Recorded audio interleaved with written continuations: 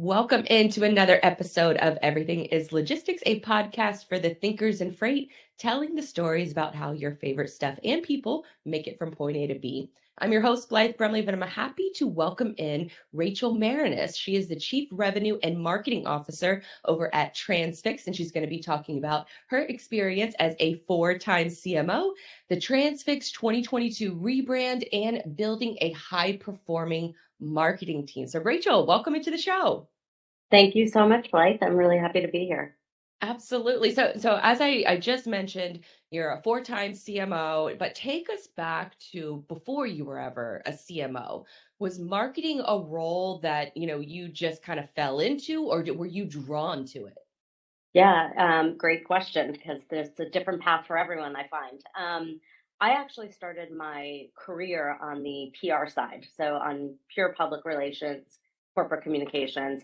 I skipped around different industries in the first couple of years of my career, and then I settled in at a company, and I spent about 5 years there running PR, getting promoted, throughout the PR, career path and so forth. And one day, the CEO came up to me and said, "Hey, how do you feel about taking on marketing?" And I said, "Hey, sure, why not?" And I literally fell into the job. And so from that day forward, I really built my career around marketing. And it was an interesting time to get into marketing because it was right at the time where all of the marketing automation tools were coming on the market. So Salesforce had kind of established itself in the CRM space. And I remember sitting down and going to Google marketing platform like Salesforce. And I literally came upon at the time Marketo, which was, one of the leading platforms they had just launched, and I became a super early customer of theirs. And from there forward, kind of built my career around marketing, digital marketing, product marketing. Obviously, communications and PR was still a big part of that, but really the sort of full integrated marketing scope. And then I went on and grew from there and became CMO somewhere along the lines, and just continued that. And now with your role within Transfix, give us a sense of who Transfix is for. It obviously is part of the logistics industry. It's a software first approach, but give us a sense of the type of customer that Transfix is for. Yeah, sure. So Transfix has been around for almost 10 years now.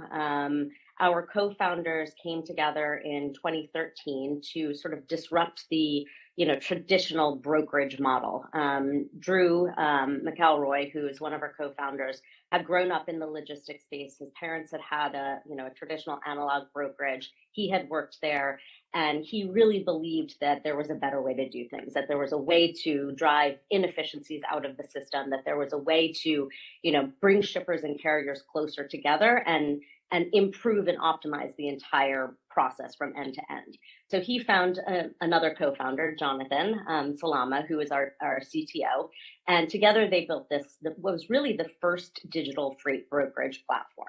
And that was back in 2013. Now, since then, and I think we're probably going to get into this a little bit, but since then we've added a lot of different elements to that. So we serve both the shipper and the carrier through this brokerage or marketplace platform. It is an AI-powered digital brokerage that uses automation, data modeling, and so forth to be able to match shippers and carriers on specific loads and lanes. In addition to that, we've got a software offering for both shippers and carriers that helps to execute and optimize and manage, truckload transportation, if you will. And then, of course, we have all of our incredible logistics experts. So what I alluded to that I think we're going to talk about later is, in order to kind of take credit for all of the things that we are today, we did a rebrand earlier this year. And we looked at, what are ways in which A, we can differentiate, and B, we can really encompass the brokerage, the software, the expertise, the data modeling, the data science, and all those things into one, easy to kind of umbrella term, if you will. And we came up with the intelligent freight platform. And so that is what kind of encompasses all that we do today. But yeah, we serve shippers. So we serve, mid-size, large enterprise shippers. And we also serve carriers, and our sort of bread and butter carrier is like the mid-size carrier. So we do work with owner operators and we do work with some of the large asset carriers, but mostly our core is that mid-size carrier. And so with Transfix, the company, going through this rebrand over the last year, you were present for that. Is it safe to say that that was one of the first things you wanted to tackle when joining Transfix, or Yes. what drew you into Transfix initially, and then what was those first moments where you were like, okay, we got to get some of this changed? Yeah. So I sort of happened upon Transfix, or it happened upon me. One of the things that in the past, I think 5 years in the marketing community is there are now these networks, which never existed when I was growing up in the industry. And so I'm part of a bunch of different CMO networks, and we all try and help each other out. And, especially when there are opportunities. And someone, passed along this opportunity to me. And I got a chance to sit down and meet Lily Shen, who is our CEO and president. And I knew nothing about transportation and logistics or supply chain or anything like that. I was a history major, European history, not even US history. and and I sat down with Lily, and she sort of told me her journey with Transfix. And it just sounded really exciting. I had been doing a lot of MarTech work for much of my career. I had been, CMO of a couple of different MarTech companies. And I wanted something different. I wanted something that was more tangible, that was making a difference. ESG, diversity, and inclusion, all of those things were very important to Lily. Having a female CEO, especially in an industry like this, like it all sort of, it just was very interesting to me. And so it was kind of a short courtship. We quickly, made plans to meet everyone, and I came on board in August, September of last year. And one of the first projects that I undertook, in partnership with the exec team, was the rebrand. And it took us until we really didn't launch until end of March, I believe, is when we launched the rebrand. And, that was inclusive of a new website and, a reskin of our mobile app and all of that. So it was a pretty big endeavor that we did in a fairly quick turnaround. But, I think it was well worth all of the hard work that was put in during that time. And so it was kind of serendipitous that you came into this role with Transfix. And as someone who, you kind of say, I didn't really know much about transportation and logistics. What was that learning curve kind of like for you? Because there's, we kind of talked about this in the pre-show, but there's so many different acronyms in both logistics Yeah. and marketing, and kind of the learning curve is steep for a lot of, especially entry level marketers that come into the space. So I'm curious as to how you approach the learning curve of Yeah. transportation and logistics. Yeah. So I think it's an important question, and I think you're right that it is hard for entry level people to even sort of see the bigger picture of what we're doing if they've come from traditional digital B2B or what have you. So I approach everything by with like a learner's mentality. I read as much as I possibly can, and I ask as many questions as I possibly can, and I approach it from the perspective of I will be a lot dumber if I don't ask this question than if I do. So thankfully, this organization is just so open and welcoming, and everybody was there to kind of help bring me on board. And to this day, I mean, I have a question every single day about the industry, and I know exactly who to go to. It's about navigating the org as well, understanding who's can help you with the specific questions that you're asking. I still run things by the people who've been here or who've lived in this industry for a long time on a regular basis, and it just Sure. makes me better each day at what I do.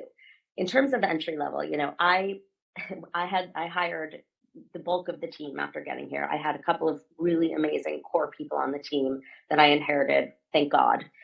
They kept the trucks running, if you will, while I got acclimated and while we started to build out the team overall.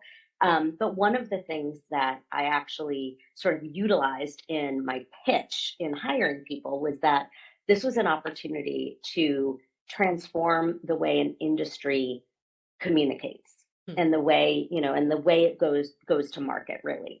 I think you and I were briefly talking about this in the pre-show, but marketing is not something that has been front and center in the logistics industry for very long. I think it's up and coming now, but I think up until now it's been a lot of yeah, we'll run some ads, we'll do some conferences and so forth. It hasn't been analytics driven, data driven. It hasn't been targeted. It hasn't been, based on a narrative and a story that you want everyone to be able to tell.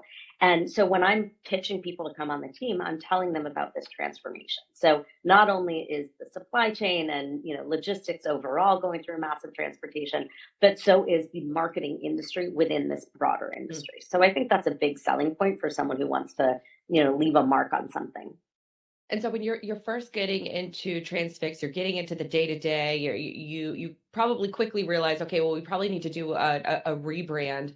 And as you're going through the process of a rebrand, take me through that process. What was important to you to prioritize, maybe in like a first phase versus a second phase, or did it you just do it all at once? Walk me through that process of what that rebrand looked like.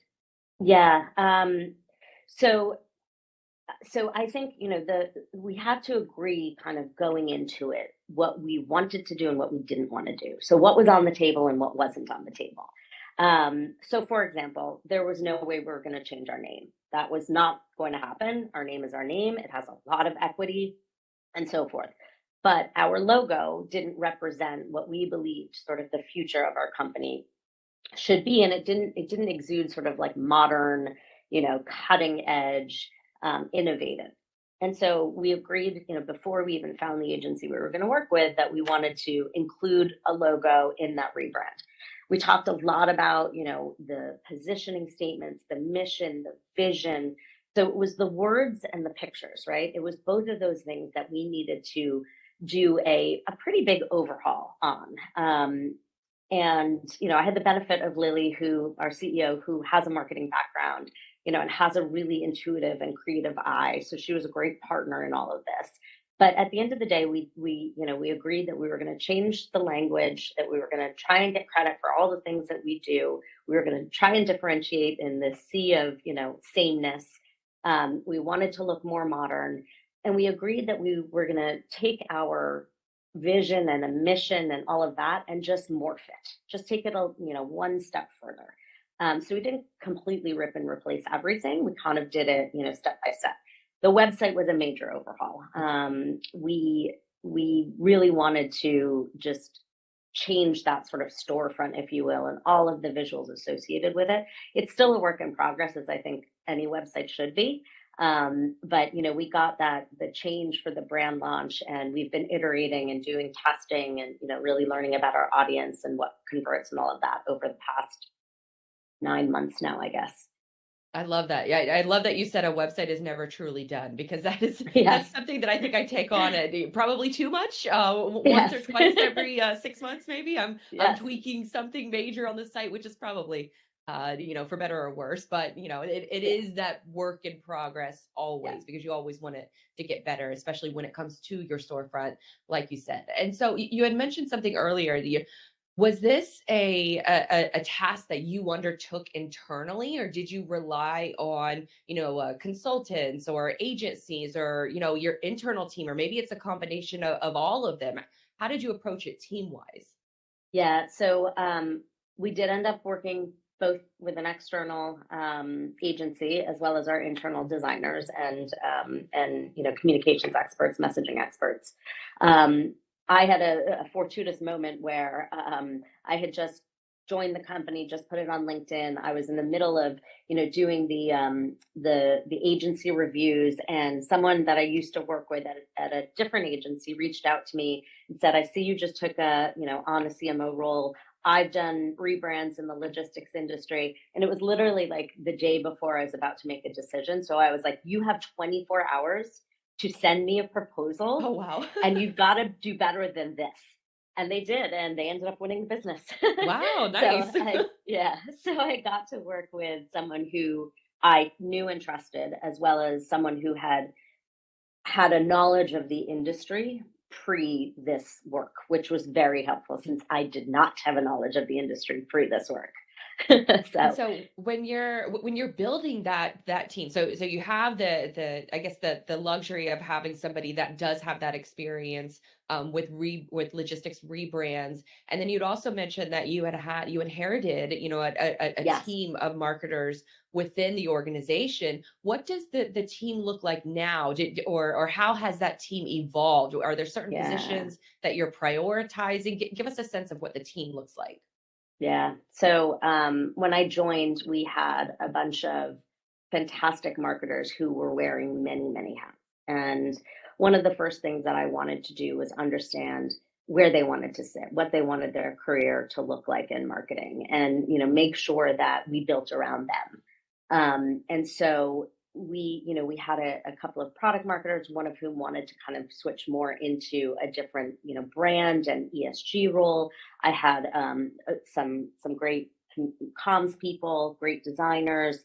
And so I just tried to augment the team and put people in places that I knew they could grow within. So today we have a little design hub, so a creative hub. We have a creative director and one designer. We have a little content communications hub. So we've got someone who's managing all of our external communications as well as our content strategy, our podcast, which has become a really big part of our thought leadership strategy. And then we of course have our revenue marketing and our product marketing team. So very lean team, two in each, if you will, two product marketers, two revenue marketers, someone on top of them. But that's really the whole team. So content communications, creative, thought leadership, demand gen, product marketing.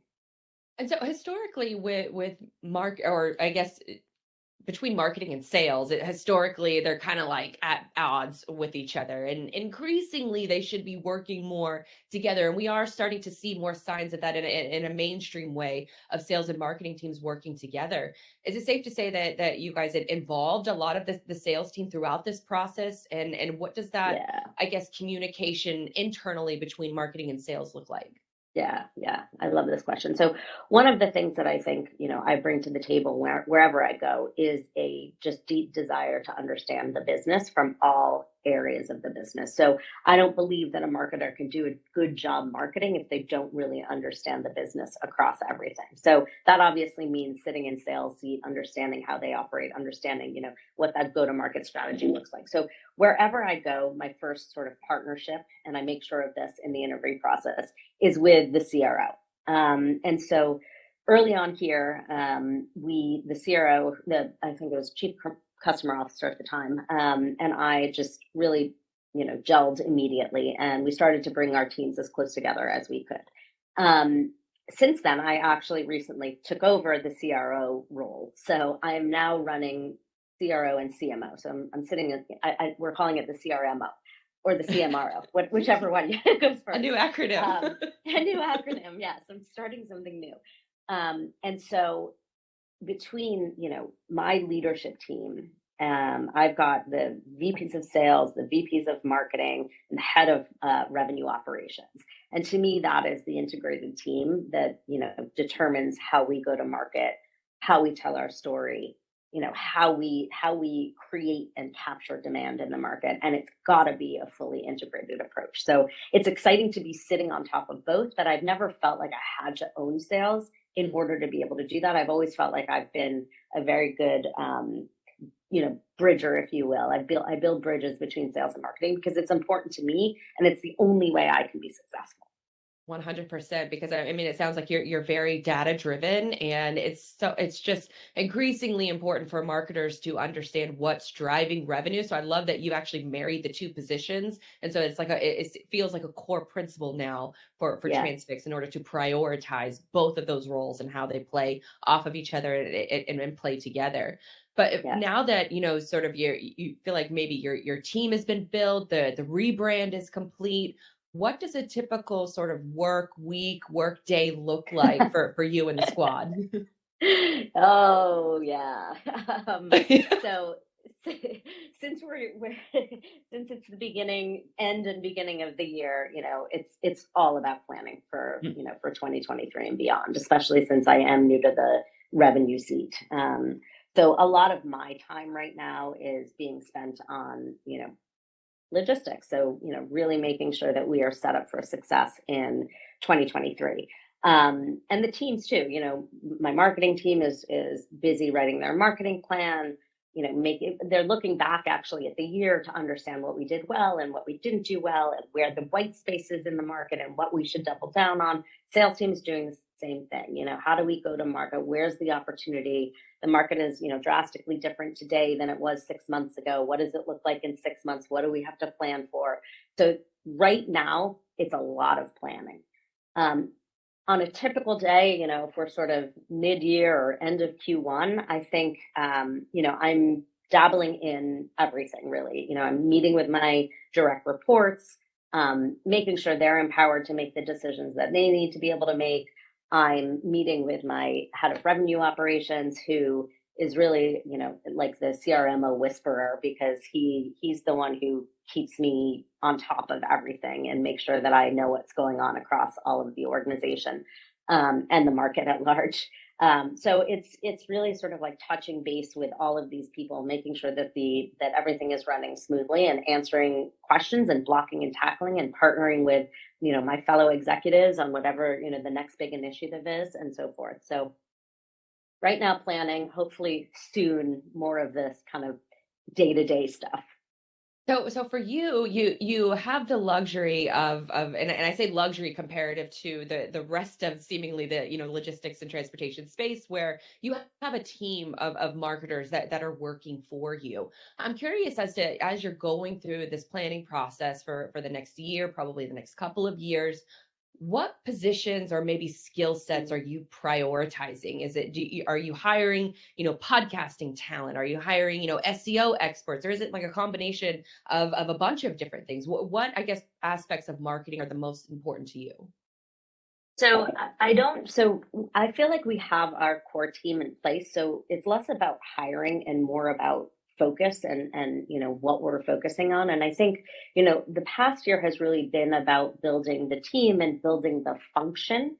I think the next year and beyond is really about maximizing and optimizing all areas of marketing. So, making sure that if we're creating a piece of content, or if we're hosting a podcast with a special guest, that we have a full plan for how we are going to get that into the market, that we understand exactly how we're promoting this in social, how we're putting it on our website, what we're doing to get it in front of customers and prospects, how we're leveraging it to land ourselves, a podcast, as a guest on a podcast somewhere else, how we're using it to leverage getting new guests on the podcast, all of those kind of things. So I think really what this year is about is making sure that all of the functional areas of marketing are really integrated and really working together towards sort of that common goal, which is, growth. It's business growth for marketing, as well as, any other commercial function. And so with your new, I guess not new role, but new acronym. So is it Mhm. CMRO, I believe? Yes, of course, yeah. So with the CMRO role, it obviously, data and certain, metrics of success are very important in measuring what's working and what's not working. What metrics stand out to you as the most important that you're looking at now and in the future? So, so, from a day-to-day kind of revenue perspective, we are always looking at pipeline, Mhm. right? So pipeline, how it's being generated, what channels are driving pipeline. I'm not so much looking at MQLs or MQAs anymore. I really just want to look at what's driving opportunity. Hmm. And we can trace back for, to understand how we spend money, but I want to report on the opportunities. And so obviously Salesforce is a huge tool for us, but we are now also investing in a new tool. I'll let you know how it turns out. Have me back on in 6 months. I'll let you know how the investment is. But Yes. it's called Hockey Stack, Hmm. and I had never heard of it, but my VP of Revenue Marketing brought it to me, and it's a tool that basically takes all of your external touch points and brings them together in an analytics dashboard. So whereas you used to go to HubSpot or Google Analytics or, whatever other programs you're using, this is kind of that one-stop view of all of the marketing touch points that lead to ultimately the pipeline generation. So, I mean, everything from who's coming to our website to who's filling out forms to who's actually making it through the funnel. But I will say, I think the thing that's most challenging about this industry versus other industries is actually how it is run from a sales process perspective.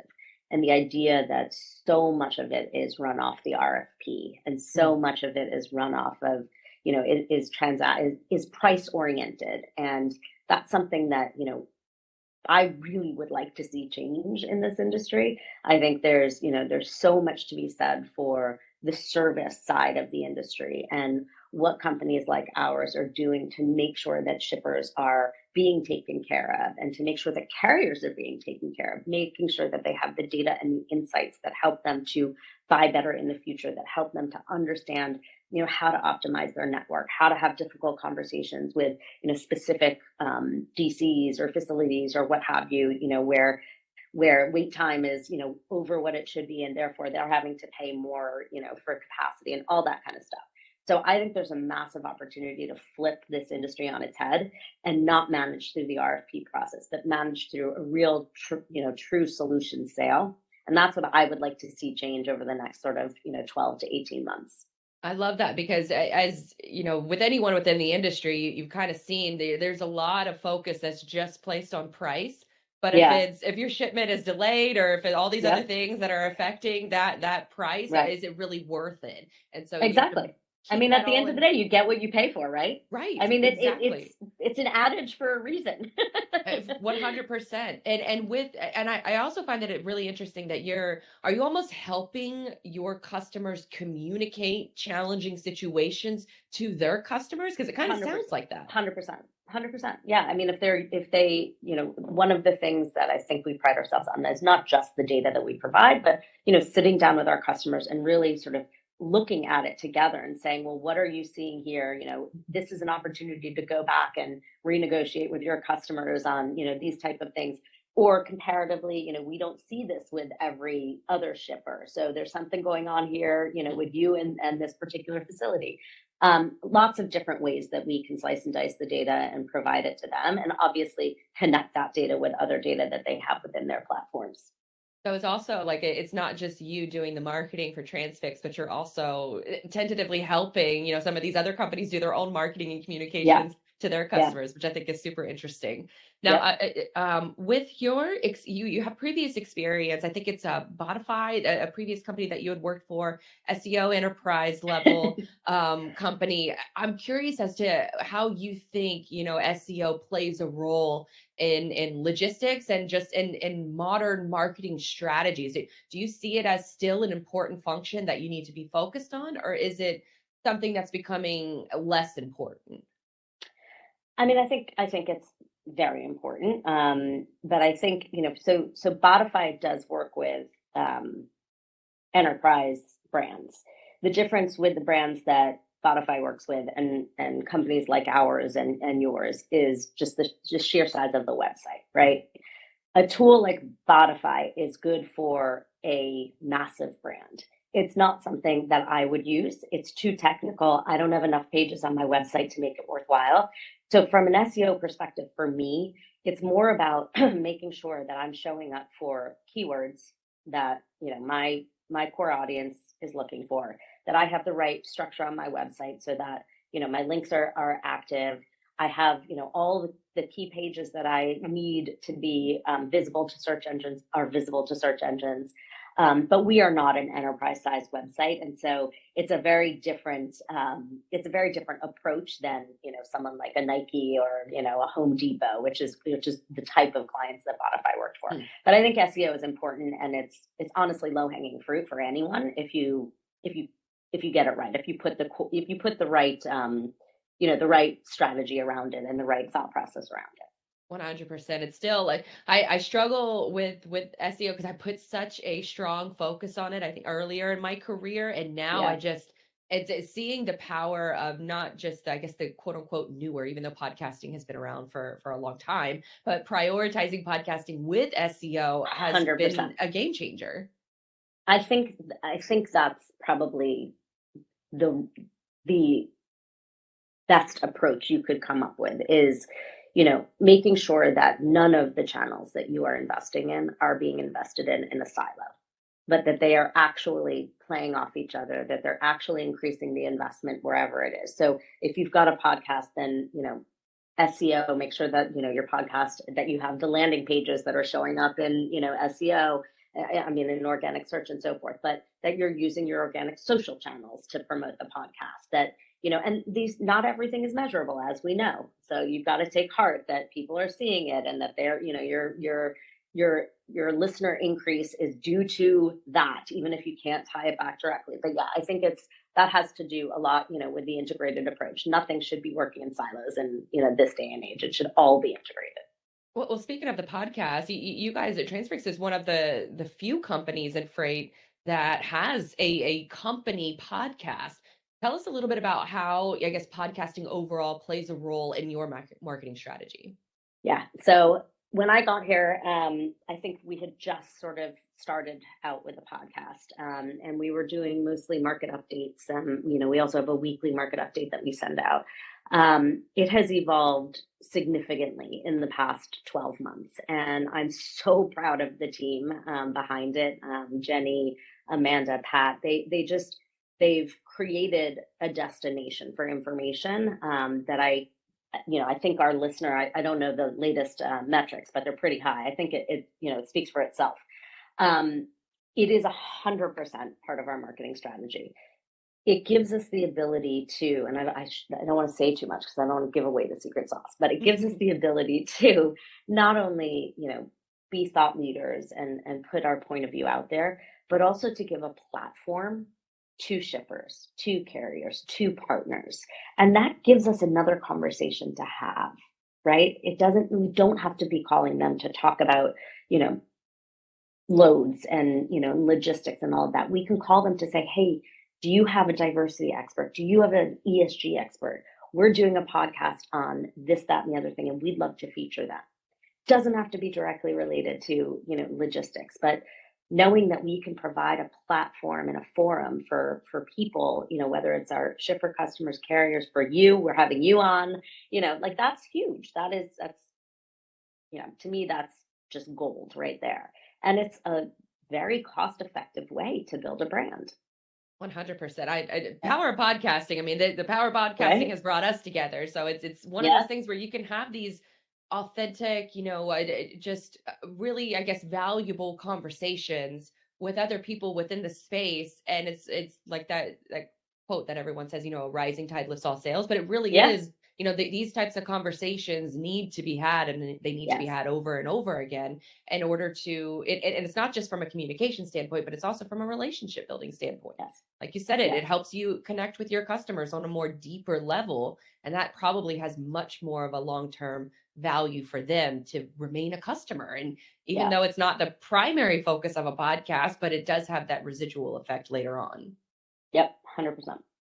And so we've talked about podcasting, which isn't really new as far as a channel to market on, neither is SEO, but there are lots of tools that are coming into the space with AI, with automation. I don't know if you've dove into, any of the chat GPT stuff over the last few weeks that has taken the internet by storm. Are you a fan of some of these newer tools coming into the mix, or are there still some, I guess, platforms or strategies that we still need to be focused on more? Yeah, I mean, it's a great question. I mean, I'm grappling with it. Just literally 3 hours ago, someone showed me the results of the ChatGPT prompt that he had done, and it was mind-boggling. I mean, it was mind-boggling how Yes. well it was written, and it sounded like a human being. And so that I'm always a little bit skeptical of all these things as they come out, and I'm usually not the first person to jump on it. Content is so important to us, though, and how we drive our business, whether it's blog posts or sales cadences or what have you, that it's potentially worth trying and testing. That said, I worry about authenticity. I worry about, our brand voice. I worry about things like that when it comes to these particular content, AI driven content sites. I do think that there is a fine line and a balance that needs to be met between over investing in technology and, really kind of digging in as a human being to understand what works and what doesn't. And it's the same argument, the marketing industry went from not being measurable at all, right? So no one, the famous Wanamaker quote, right? I can't, I'll never get it right now, but maybe we can come back and retape it so that I get it right. I can't get it right. I'll figure it out It'll come before to the you end of as this soon as call. the show's It over. will. It will. It will. I'm going to That's Google how it it while works. we're talking because it's exactly. It's exactly. So it went from not knowing how your dollars are being spent, um, to being so overly measurable.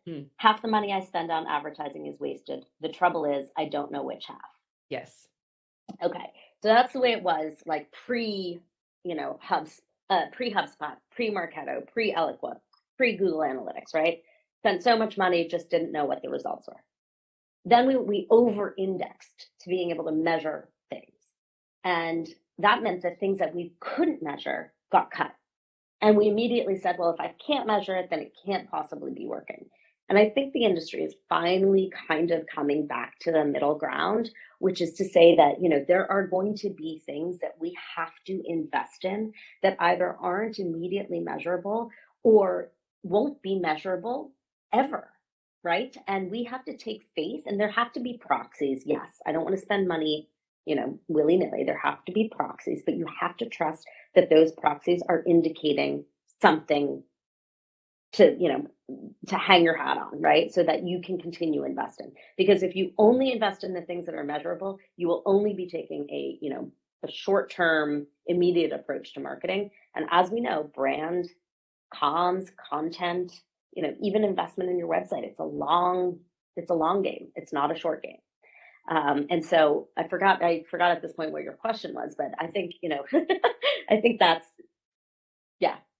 Well, I mean, it's very well said, because now that we have sort of the pendulum has swung so far in one direction, it swings back in the other direction. We kind of find ourselves, in the middle, and then we have all of these other tools that are coming in to play, but it's still there. You still have to be somewhat creative in order to give these tools the prompts. There's like 8,000 tools out, or marketing tools that are out on the market. You have to have that one central sort of come to Jesus moment. And it feels like that moment always falls back to, are you talking to your customers? Are you talking to your leads? Are you getting that firsthand in the trenches insight? And then see how those tools and all of these reporting functionalities and how that all plays a role in your overall strategy. Yeah, exactly.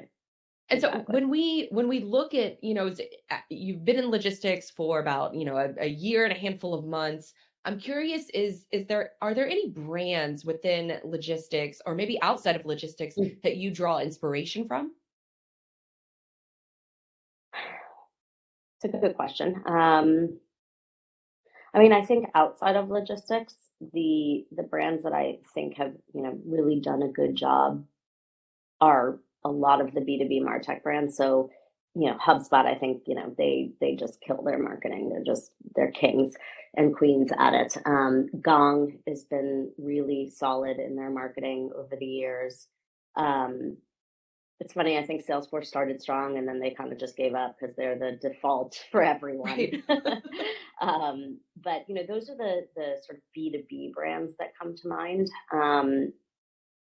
Because they really talk to their customers about a pain point, right? They really get in there and they expose that pain point and then they speak to that pain point.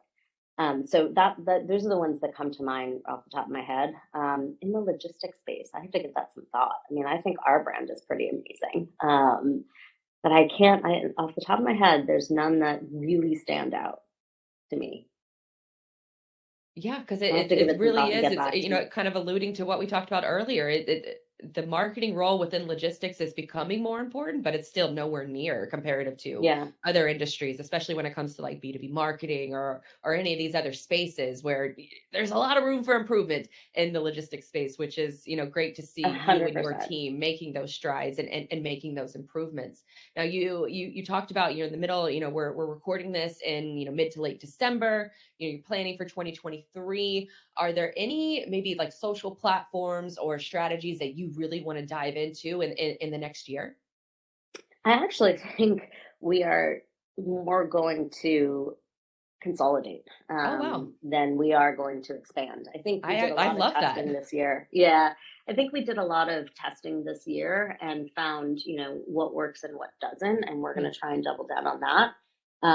You never know, though. I mean, things pop up, and I am very much a fan of experimentation and looking for new ways of communicating. But I think at least in the first half of the year, we're going to kind of double down on some of the things that we found to be true in our experiments this year.